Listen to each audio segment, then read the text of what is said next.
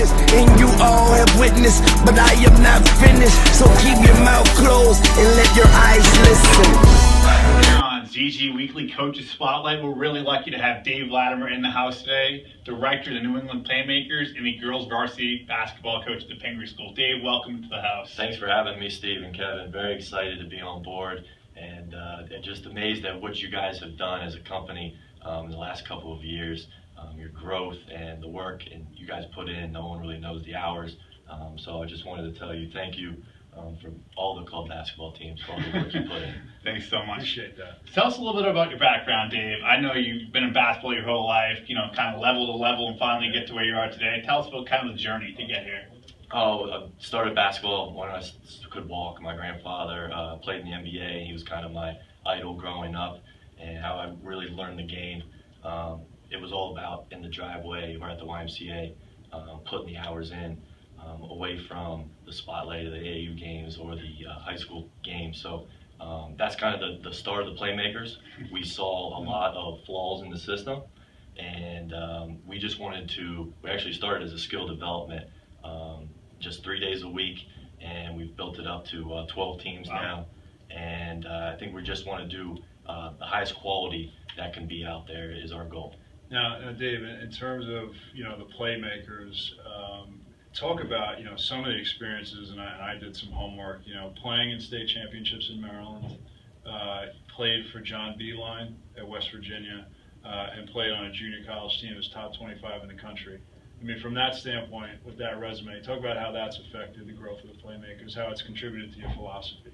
I think being all the way through at a low level and then reaching a high level, I think we kind of have a good perspective on the game, and we have a lot of high-level players on our staff, and we've kind of taken the philosophy that we're not going to try to win every championship. We like to play up. We like to play in the A division, maybe if we're not even the most talented, because we see it as a part of the pie. And maybe some teams try to market just to win championships and stuff like that. We're not trying to be the best sixth grade team. We want to be the best juniors and seniors, and hopefully have the kids improve every single season. Dave, you speak about improvement. Look at your coaching staff. I mean, it's amazing. I'm jealous when I go out there. I wish I was a little kid getting trained by your guys. I mean, you have a NCAA Final Four MVP, you have former college scholarship players, then you have full-time trainers. Tell me about how they all came together, because every staff would love to have what you guys have. We're very lucky. I think with the Playmakers name and what we've done as a network, we can try to target kids that are just getting out of college that have inspirations to being a coach. Right. And one of the main things we look for every time is not really just the resume, but the passion that they bring into the gym. And do they fit our mold? And we've had to say no to a lot of great people just because we wanted to keep the quality as high as possible. Sure. I'm curious, Dave, playing for someone like Coach Beilein, what, one thing, two things that you've taken from him and now you incorporated, obviously, as a director and the coach of teams in the Playmakers. What have you taken? I think I didn't really know I wanted to be a coach until the first week I was at West Virginia.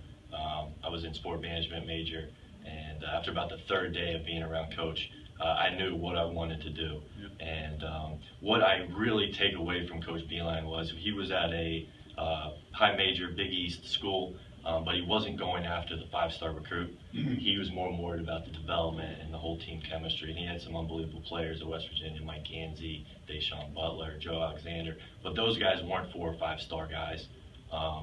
And he was more worried about the quality of the individual. Right. And those guys were unbelievable. I was like the 15th guy on the team. Yeah. I just practiced and never got to play. But those guys were treated me just like I was one of the best players on the team. You say you might not want to coach. Coach Beilein knew you wanted to coach. My wife and I entered a hotel in Rome last time. Our first guy we saw, John Beilein, and he goes, is Coach Latimer coaching yet? I go, oh yeah, he is. He's with us. And he knew you were a coach, he said, from the first week of you being on campus. And to me, that's a big credit. I mean, that guy, talk about identifying talent, is John Beilein. So I thought that was a cool thing. And another thing, Kevin, I got from him was he treated me just like the number one player. And that's something that I've taken not only to my prep school coaching, but also the Playmakers. I think every coach knows every single person's name in our program. Yep. And with 12 teams, it's getting harder, but we want to keep that personal connection as much as we can. And I know you mentioned, Dave, while we were getting ready for the interview, that your coaches only coach 2 teams at most. Yep.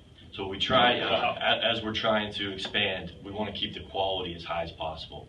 And I know I coach 2 teams, and by the 4th game on Saturday, I am just spent. And my voice is gone. You're spent after a half. Come on. I get that Red Bull in the locker room for you. So just seeing other teams and other programs, having to coach multiple games, I think our parents really enjoy that, Yep. and that's something that they ask when they come from another program. And I mean this sincerely. Sorry to cut you off, Kevin. Dave cares so much about his kids.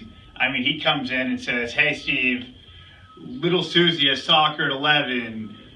Michelle has a softball practice at 2:30. Let's get that game at 12 so she can, like, to me that amazes me. That's a big credit. And the difference is they did it when they had 14 and now at 12 with the same level of care about each and every individual in their program. To me, that impresses me a lot. And then, Steve, I know transitioning from the Playmakers over to the Pingree School, we had a recent announcement. I could not be more excited about this. To me, my wife said, "Why are you so excited?" when Dave called me last week. And to have Dave just be announced the head varsity coach at the Pingree School on the girls' side, I'm so proud, so excited. Dave, I met him, I don't know, probably about 5 years ago now, just breaking in, and said, "I'll do anything to be part of the staff at Pingree." And worked so hard. The kids look up to him more than anything. Basically runs our team in a lot of ways on a day-to-day basis.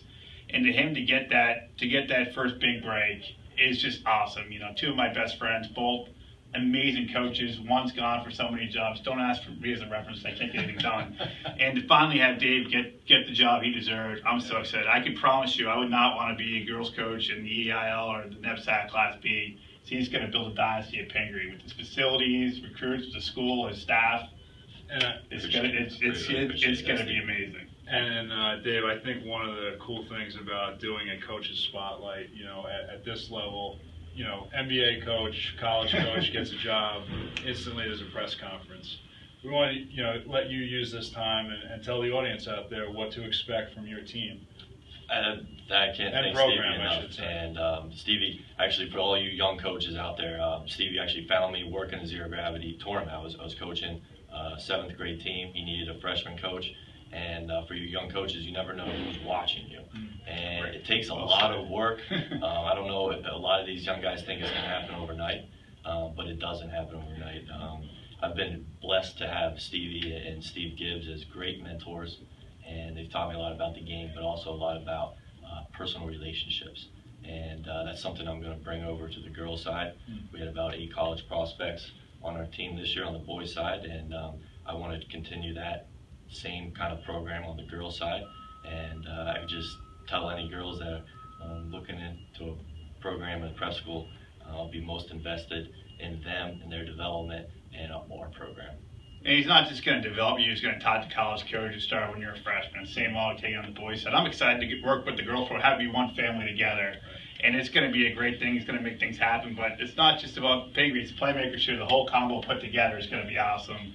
And players, you know, looking to play basketball, you know where he's at the Palatial Estates. Talk about a gym, by the way, for your program. Oh, the kids love it. We're so lucky. $11 million facility, 3 brand new courts, a film room right across the hallway. We have 5th graders watching film before practices all the way up to high school. So we're just trying to build an all-encompassing basketball program. And Dave, for players trying to find out more about your Playmakers program, where can they go to find out more information? They can go to the website at neplaymakers.com.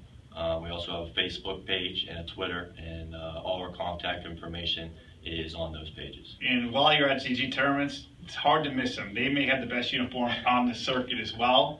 So check them out, and thanks for joining us. Thanks, Dave. Thanks so much for having me, guys.